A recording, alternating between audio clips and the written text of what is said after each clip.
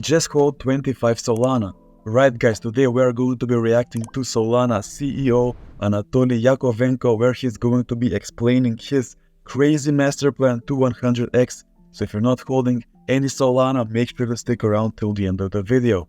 Right, so we're also going to be analyzing the crypto market as usual, as well as Solana's price, how it has been relating to Bitcoin, and everything in between. So without further ado, let's get into it. Before we react to the video, let's see how the whole crypto market is behaving right now. Now, as you guys can see, it is looking pretty red. It is another red day. We've been having a lot of those lately, and yeah, a lot of coins are down percentage points. Obviously, Quant is down 4% for the day. Algo is down 8.3%. Bonk is down 22.8%. And yeah, a lot of coins are down, like I said. Pike is also down 7.7%. We do have some winners, however, like not that many, but IOTA is up 1.1%. FTT is up 11.6%. But this is mostly happening due to Bitcoin being pretty bearish for the day as well as for the week, right? A lot of the crypto market is directly influenced through Bitcoin, and especially these coins at the top. And yeah, that is why, right? Because Bitcoin has been looking pretty bearish so far ever since its correction. It has kind of been fluctuating around the 41, 42k dollars, more 41 than 42. But looking at Solana's price, it is sitting at $66.3.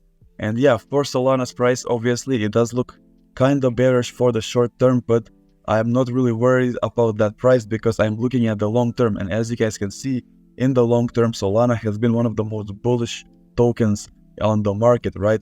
For the week, Solana has been doing well. A lot of the coins have been doing well as well, but Solana has been doing well as well. Now looking at for the week, it is looking very, very bullish. And that is something that gives me faith, something that gives me comfort in Solana's price, and something that makes me believe that Solana will continue to go up. And this is, if you pay attention to Solana's price, right, and how it has been behaving, this is very typical of Solana. It has only gotten up, right? This is the line that is going over, and yeah, it has kind of had its steep bearish and bullish, or yeah, bearish and bullish lines, of course, but yeah, that's just how it behaves, and I'm expecting it to continue going bullish in the near future, right? And this is something that Trirex has also been talking about. And yeah, same thing for Solana. Price should pump to $100 in the coming days. Price broke out of its consolidation on the daily chart and is now ready for the next bullish wave. So yeah, a lot of people agree with me on this matter, on this topic, and that's just how the crypto market has been behaving, right? For the day, it is looking pretty bearish, and Solana has been running with that. Of course it has, right? It is very, very impacted by Bitcoin's price, so of course it's going to be looking bearish for the day. But I think $100 for the short term is a very, very doable price. It is a very easy price to get to, and yeah, we're going to see why in this interview in a second. But first, of course, I want to tell you guys that nothing that I say in these videos is financial advice. And also, you probably noticed that I am using a different website to trade on and to look at prices. Right now, it is actually called the FairDesk website. And yeah, I have actually been using this website to trade on for quite a while because it's very easy to use and you don't need to use real funds to make money. They can provide you with that, so it's very easy for beginner traders. You can actually make up to $100,000 in sign-up bonuses, and if you use the link in the description below, you can earn a 15% trading fee discount. So if you want a trading website where you can look at coins like I'm currently doing, where you can also trade, and you can kind of hone your trading skills, there is minimal risk in using FairDesk, so make sure to use the link in the description, obviously, and sign up, because I think it's really easy money and it can make you a better trader in the long run. Now, with that being said, let's see what Solana CEO Anatoly Yakovenko has to say. And yeah, Okay, the real core is I think it's the most efficient way to construct a blockchain. And it's a very subtle thing because a blockchain is supposed to do many different things. It has to be performant. It has to have lots of throughput and have low latency for finality, and also be decentralized, have very large number of nodes. And that latter is important because you are building financial applications on top of these networks, and the networks have to have security that is better than honest majority assumptions. That the network has to be stronger than us trusting the majority of validators per stake or by number or by any way. So it has to have a very large number of nodes, so where at least one of those nodes is honest and one of them says, hey, the rest of the network is lying and is stealing everyone's money, and I have proof because I have a ledger with all the signatures and all the transactions. And that's the security aspect of Solana. And as you guys know, if you've been keeping up with the channel, Solana is one of the best and most secure blockchains out there. And it's known for its security. So that's another big plus in Solana, and why I think it will go overtake Ethereum in the very near future, as they do similar things, not same, but I think Solana will be the bigger coin in the future. That idea is like kind of the fundamental part of it. So you have to have that plus performance, throughput, and latency. And those are very hard things to achieve. And I think Solana has done the best job of this. I would say, like, if you look at the raw numbers in terms of machines that are running the network, it's about half of Ethereum. So I think about like over 3,000 Solana full nodes, and I think about 7,000 Ethereum full nodes. And by throughput and latency, it does more than every other blockchain combined, every other smart contract platform. Yeah, that's what I've been saying, right? Solana is efficient as well. That's the main thing, right? With Solana, it's efficiency. As you guys can see, it doesn't have as much output as Ethereum, but it's more efficient with it. So it does more, not just than Ethereum, but than any other blockchain combined from user applications and stuff at a very ridiculously low price. Got it. That's great. And when we think about increasing throughput and scaling blockchains, a lot of people tend to focus on the trade-offs, maybe even a bit too much, without speaking about the value that optimizations bring to the table. So I want to discuss the latter here. Can you walk me through maybe the top 3 optimizations that Solana really tried to get to work compared to previously launched blockchains? Yeah, so this goes back to the foundation of Solana.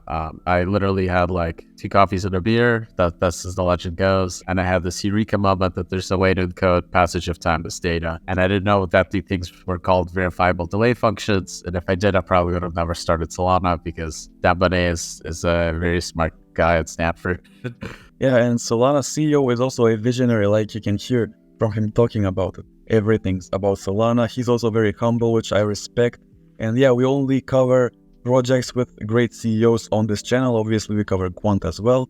And I think his head is at the right place. And I think his team is also very good, which is another reason why I believe in this project, right? The team is so important, especially in everything, especially in blockchain technology. But that was the impetus for me to start it, because when you have a radio network that's trying to pass information between many different nodes, you have environment. This is a good question. I think you basically have Bitcoin because it's Bitcoin, and there's just kind of religion around it that no one else can compete with. And I think Ethereum is a very cool and well-designed system for a settlement layer, where they're optimizing for this multiple execution environments that effectively kind of have their own isolation primitives, where I can move state from one rollup to another one, and I can only interact with that state and that rollup. And in theory, high fees in rollup 1 should impact fees in rollup 2. Yeah, so obviously Bitcoin and Ethereum are in a league of their own. Obviously, I think Solana will overtake Ethereum one day, but Ethereum will still be around definitely, and there's a lot more mystery with Solana going up. Maybe not mystery, but a lot more doubt, right? So I don't think there are real competitors to Solana, but I think it will get on their level pretty soon.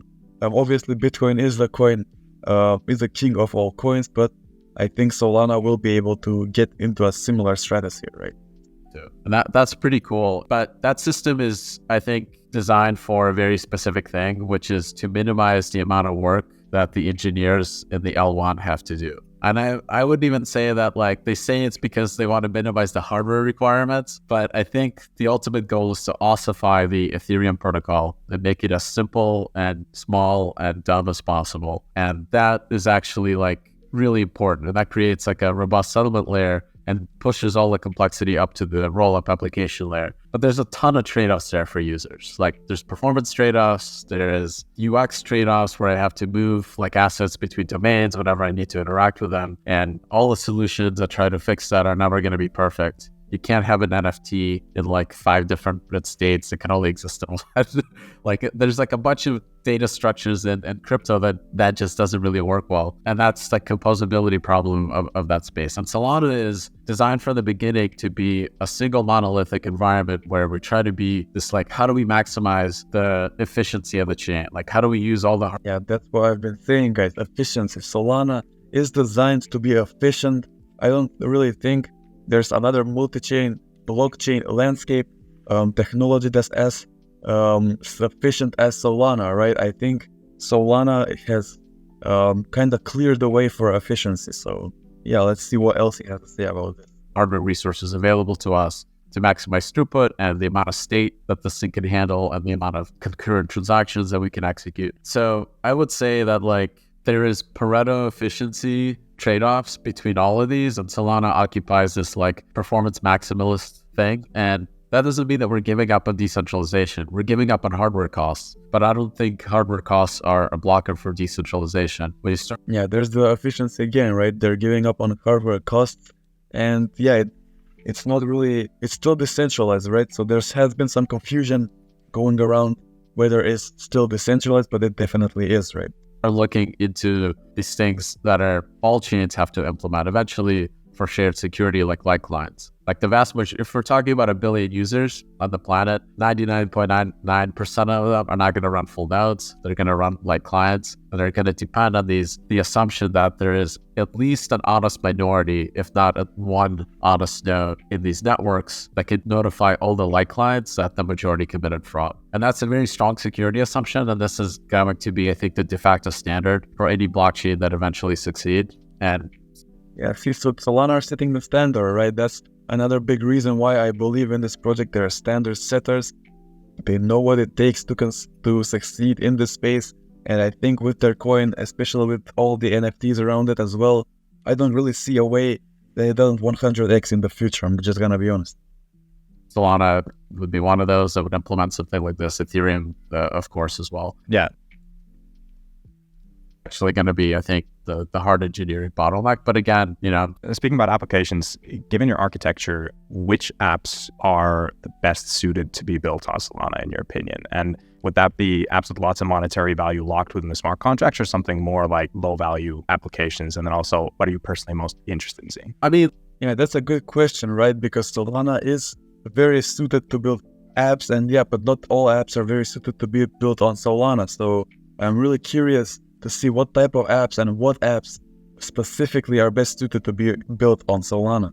Like, there's no reason why high-value apps can't be stored on Solana. In fact, there's a bunch, right? Like, there's hundreds of millions of TVL, and during the peak, it was like in the billions. You know, Circle has issued over 5 billion of USDC on Solana. So that part of it is like the chain and the smart contract environment is secure enough. Now, what's interesting is that like you can have a low-throughput, high-fee chain with high TVL because you're paying gas that's proportionate to the value of your transfer, because that demand is kind of proportionate to the value at risk at any given time. Like, what people don't realize is that the fees in blockchains are not really a throughput bottleneck problem. It's, you know, one of the optimizations that we did is this isolation problem. It's that you have economic value that's at risk, like a hot NFT mint that everybody wants, and then you have like a DeFi liquidity amount that everybody wants because it's worth like $50,000. So all the people that observe these states and see an economic opportunity in it will bid basically up to that value would be included in the block. And that race in Ethereum, because of how Ethereum is designed and mempools and the EVMs kind of single-threaded processing, is a global race. So if you're an NFT minter or a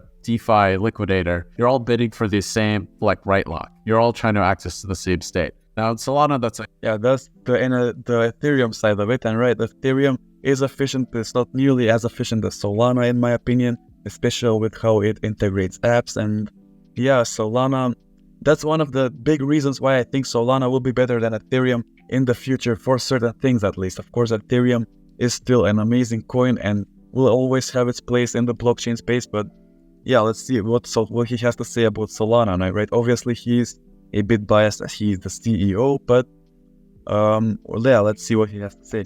Isolated, and those bids can happen independently, and that's where like the low cost comes from, and this is where like throughput comes from, because we can actually scale the chain, not because we can make smart contracts any faster, but because we can isolate those pieces and therefore allow for low value transactions to go through. And it's impossible for those low value transactions to be included in the situations that you see on Ethereum, where you have an NFT bid and a liquidation and like Uniswap arbitrage that need to happen. They basically eat up the entire block because they're all bidding to be included, because the cost of missing that transaction to those users is much, much higher than the fee. And we can basically include all of those, isolate them so they're not fighting each other, and then there's leftover block space for everyone else. And those low value transactions, you saw that concurrently occurring. This was the Helium was migrating like their million hotspots into NFTs on Solana at the same time where like Mad Lads was minting and like blowing up and like creating crazy records. So my point of view is that like you can do everything you want to do on Solana that you'd ever want to do on Ethereum. You can have all these high value transactions, and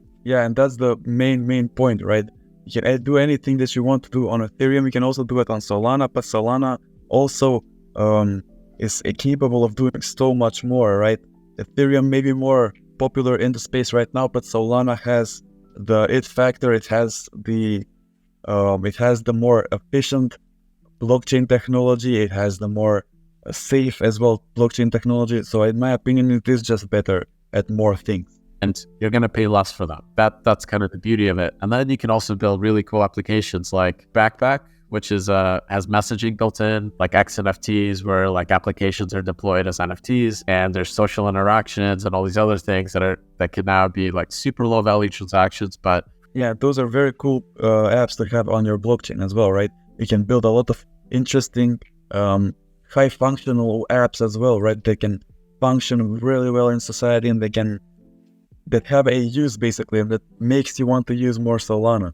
Create rich data structure, kind of like a social graph, like on chain, and that's really, really cool. So Backpack is one, and Dialect is my other favorite. That's doing a very similar thing, and their growth playbook is really interesting. It's a messaging application. I suggest people go check it out. Very simple messaging application, kind of like Telegram, but they have all their sticker packs are NFTs. So it costs about $150 to mint a million NFTs on Solana. So they're basically minting these NFTs for their users, and the users are collecting and trading them through smart messages, which are like a message that I sent to another user. That's like a transaction that either I signed or they signed or we co-signed. That's a really interesting feature to have in this blockchain space, right? Especially in the Solana space. And I don't really see how they can bring the value down. It can only bring the value up. And I really believe that that's a pretty cool feature to have that will also definitely bring the value up, if I do say so myself. A really, really cool, like very simple user experience that like I feel like my parents would get. Like in the context of a chat app where we know exactly what we're doing, there's this like thing, hey, click here to like send me like, 10 cents for this like sticker. Yeah, and Solana has always been pretty easy to use and understand, right? And its functions are pretty user-friendly, and even with the application, it is pretty easy to use. Now, that was all I'm going to cover for today. If you want to check out the rest of this interview, I'll leave the link in the description. But yeah, let me know, what do you think of the crypto market? What do you think of Solana's price specifically? Do you see it going up in the pattern that I talked, or do you just see it going down? Do you see it crashing? Some people do see it crashing, believe it or not. But yeah, let me know all your thoughts and more in the comments below. As always, I love talking to you today, and peace.